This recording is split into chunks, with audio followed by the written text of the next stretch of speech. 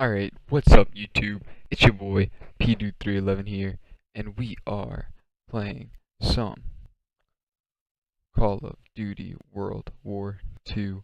That's right, it's the week you've all been waiting for. It's a couple days away from Thanksgiving. Everybody's being thankful. Well, I'm pretty thankful for World War II. But there's still a couple bugs and errors with the game. As you can see, or if you've played it, headquarters still doesn't have people in it. I hope they get that fixed soon because I can't wait to go wreck a bunch of people in the 1v1 pit. But that's not what this video is about. This video is about tips and tricks on how to be the best Call of Duty player you can be. So basically, the guns to start off with, this is a different game. For all those players out there who started playing like competitively and seriously on Call of Duty in a jetpacking era, like I did, this game's gonna be difficult for you. I'm not gonna lie, it's gonna be hard. You pretty much have to change your play style. You can't just run around and expect to exo boost away from people and just finesse people all the time.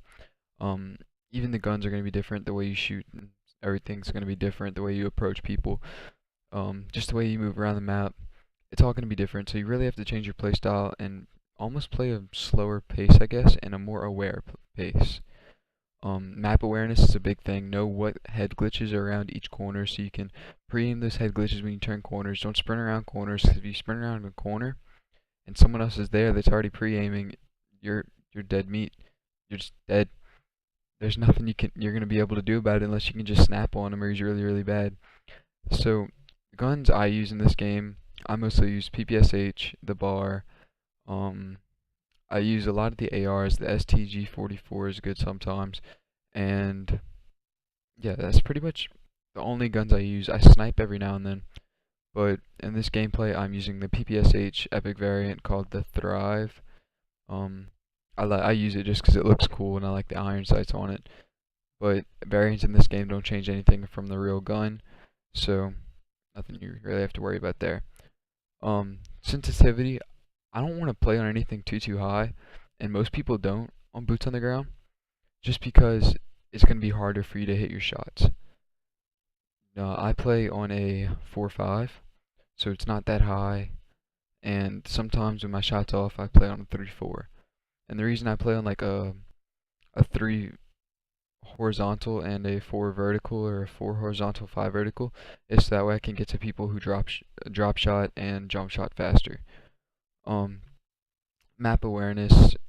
So you just got to know the maps, just get used to what routes people like to take, and just use that to your advantage to read people.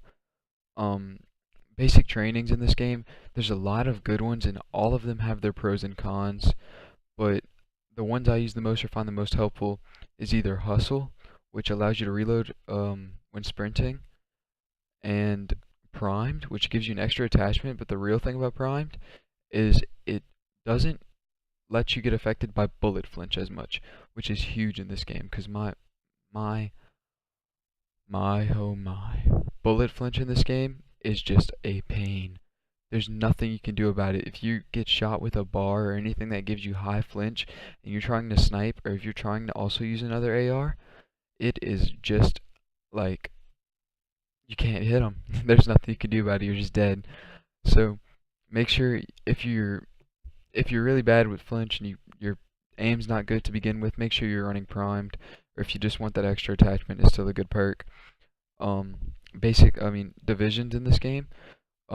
Airborne, you obviously want to run when you're running subs, but it depends, because not all the time you need to run fast and everything.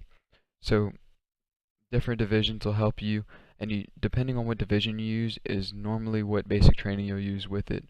So mountain, I run primed. For my rush class for S&D, I use airborne and energetic. Energetic lets you sprint, like your sprint duration is slower. So sound in this game, you can sound whore people so easily in this game unless they have mountain. Mountain is the only thing that they can have on that makes their footsteps completely silent. Then there's a basic training called inconspicuous that makes them semi-silent, and if you don't have any of those two, your footsteps are going to be loud, very loud, and people will be able to hear you from almost across this map, which is the smallest map in the game, I believe, Flag Tower. So you got to make sure you're running that, especially when you're playing S&D. When you're playing normal pubs, it's not that important.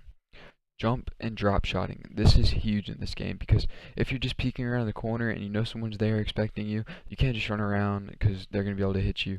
If you jump shot or drop shot, it really helps you, and some people don't know how to deal with it when you do it. They're just in awe. They don't know what to do.